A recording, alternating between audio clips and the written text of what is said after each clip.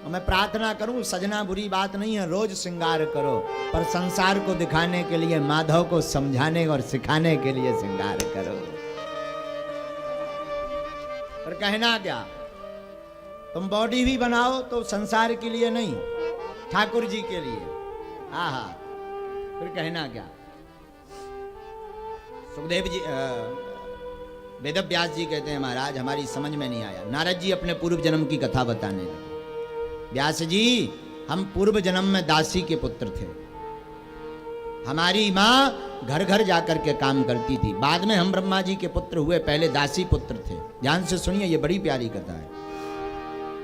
हमारी माँ घर घरों में जाकर के काम करती थी, उससे भंडारा चलता था, भोजन चलता था। एक दिन गांव में संत पधारे चतुर्मास के व्रत के लिए। तो गांव के लोगों ने हमारे घर के बगल में ही संतों को ठहरा दिया। व्यास जी, जब गांव के लोगों ने बगल में ठहरा दिया तो गांव के लोगों ने हमारी माता जी की सेवा संतों के चरणों में लगा दी।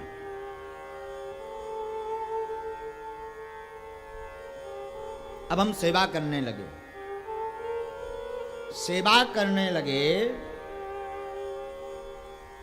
तो एक दिन संतों के साथ हमें ऐसा रंग चढ़ा कि उनके साथ ही रहने का भाव जग गया। अब संत 4 बजे जग जाएं तो नारद जी बोले, जब हम दासी पुत्र थे तब हमारी अवस्था एकदम छोटी थी, 4-5 वर्ष की। महात्मा ताली बजाएं तो हम भी ताली बजावें। बोले वे साधु बाबा भगवान की मीठी मीठी कथा सुनावे तो नारद जी बोले, हम छोटे से थे, हम भी ऐसे उकरू बैठ जाएं और कथा सुने। संत नृत्य करें तो हम भी नाचें, संत भोजन पावें तो जूठा प्रसाद हम भी पालें। देखो, जैसा संग वैसा रंग, जैसा पियोगे आप पानी वैसी बोलोगे आप वाणी, वैसा जैसा खाओगे अन्न वैसी उड़ेगी मन। तो देखिए, संगत बड़ी ध्यान पूर्वक रखनी चाहिए। साधुओं की संगत करो, बुद्ध पुरुषों की संगत करो। और हमसे कोई पूछे, मैं जितने माता पिता यहां बैठे हैं, मैं हाथ जोड़कर कहूं, आप अपने बेटा व बेटी की संगत पर जरूर ध्यान दें। बेटा और बेटी अगर संगति करे तो ऐसी संगति करे कि जो भगवत भक्त हो गए। भगवत भक्त की अगर बेटा और बेटी संगत करेगा तो वो उसका मित्र ठाकुर की कथा में ले जाएगा, और अगर गंदे मित्र की अगर संगत करेगा तो पार्टियों में ले जाएगा और कहीं नहीं ले जाएगा। मेरी प्रार्थना है व्यासपीठ से जितने माता पिता ये जरूर देखें कि आपका बेटा और बेटी किसकी संगति करता। संगति करे तो मस्तक पर तिलक हो, मुख पर प्रभु का नाम रहे, साधु पुरुषों की मुख पर जबान पर चर्चा रहे। ऐसे व्यक्ति की अगर कोई संगत करेगा तो वो भी बुद्ध पुरुष साधु पुरुष ही तो बनेगा। अब आगी के लगे माता के लगे कछू। आजकल के माता पिता भी विचित्र हैं, कछू कुछ, हाँ सब नहीं। महाराज आजकल का ये फैशन है, चलने दीजिए।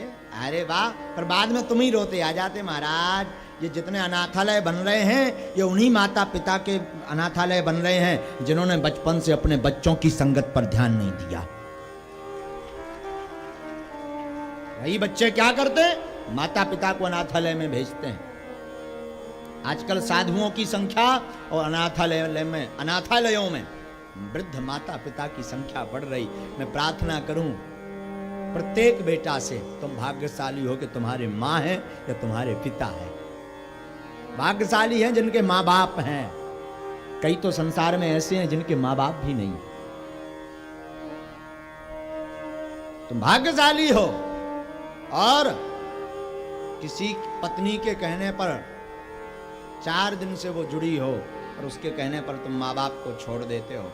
ठीक है, आजकल का जमाना बड़ा उल्टा है, समदर्शी जमाना ज्यादा चल गया। एक व्यक्ति की नई नई शादी भई, घर आया, पत्नी से हाथ जोड़ के बोला,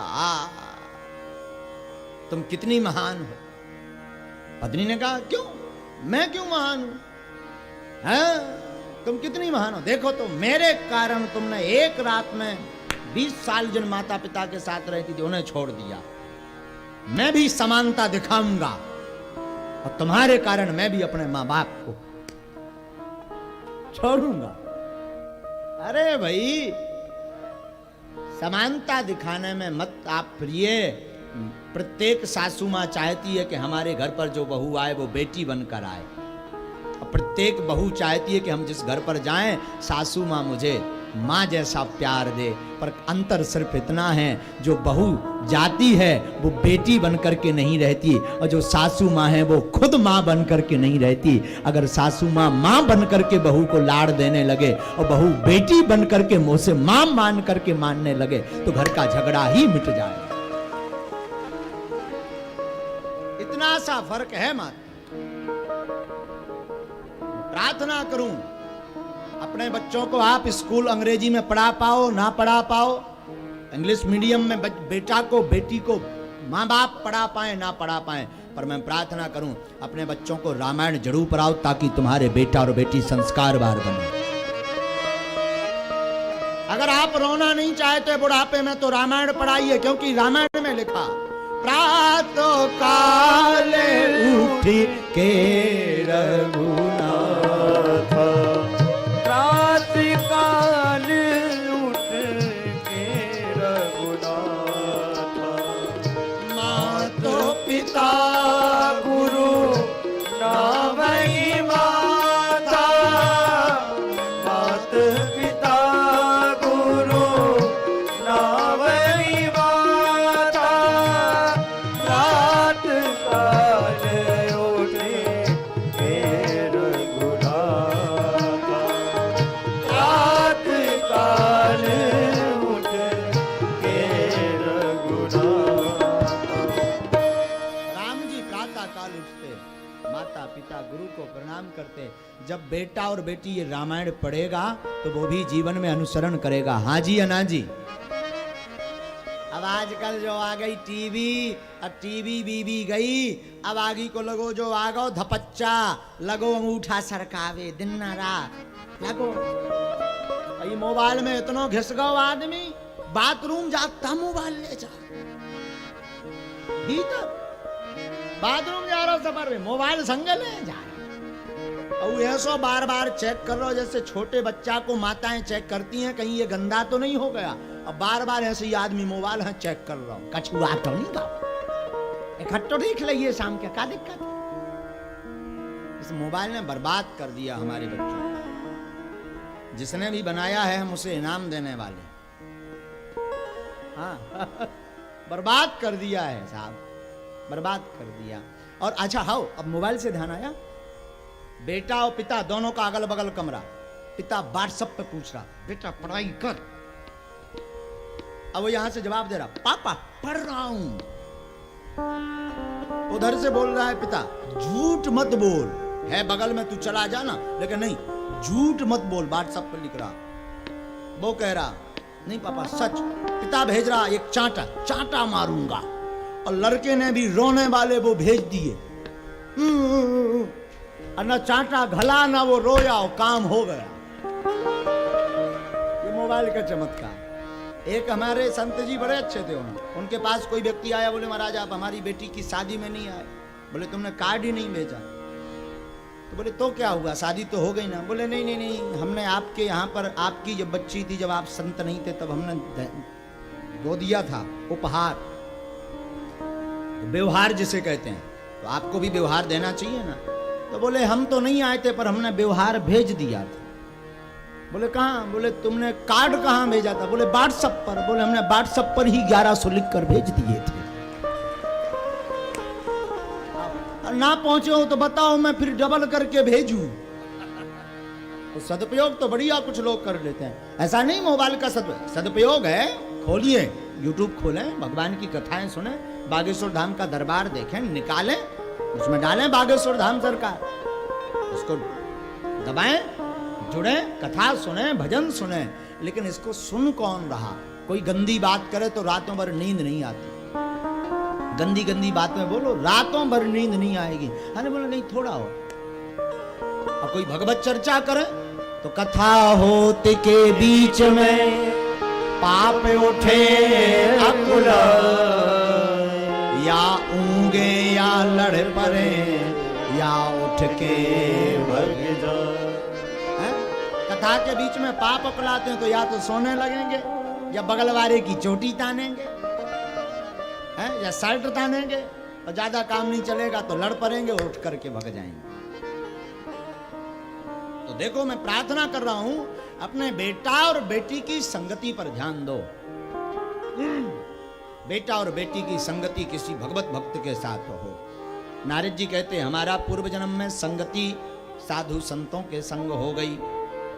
तो व्यास जी, संत 4 महीने तक रहे और हमें लगन लग गई संतों की। तो जब संत जाने लगे तो हम भी जाने लगे। हम जाने लगे तो संतों ने पूछा, कहाँ जा रहे हो बेटा? तो हमने जवाब दिया, व्यास जी, हमने जवाब दिया कि हम तो आपके साथ चलेंगे, हम तो आपके साथ कथा सुनेंगे, भजन करेंगे। तो संतों ने कहा, बेटा अपनी माँ से पूछ कर आओ, माताजी तुम्हारी कह दें तो हम तुम्हें ले चलेंगे।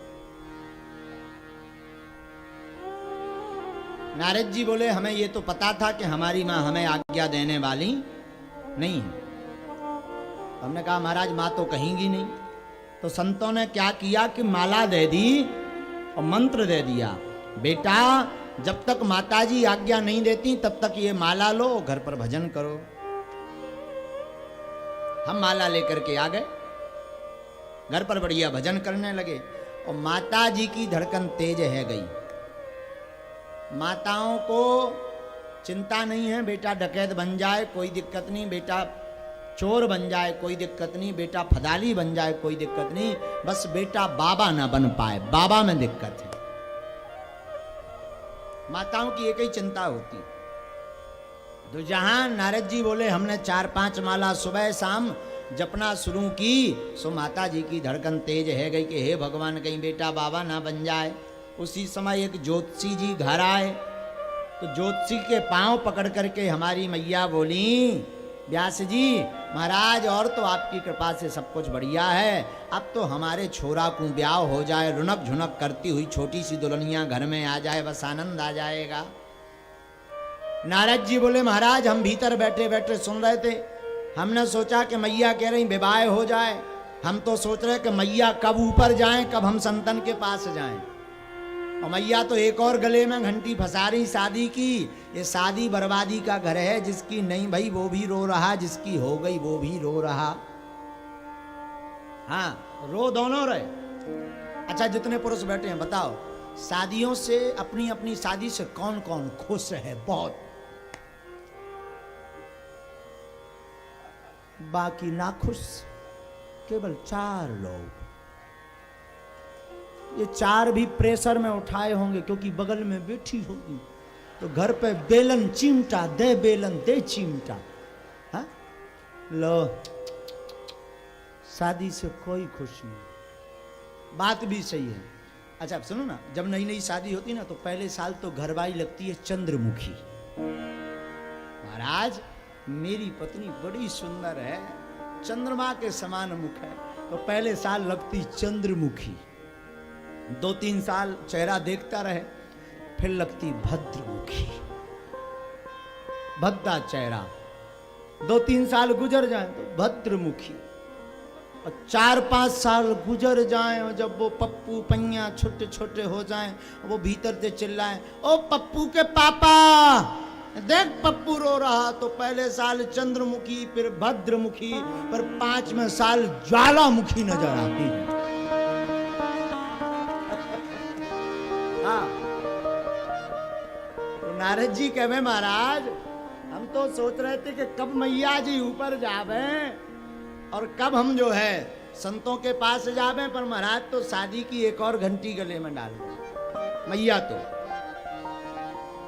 अब हमने विचार किया, हे भगवान शादी से बचाओ। तो भगवान ने कृपा भी कर दी। बोले क्या कृपा हुई?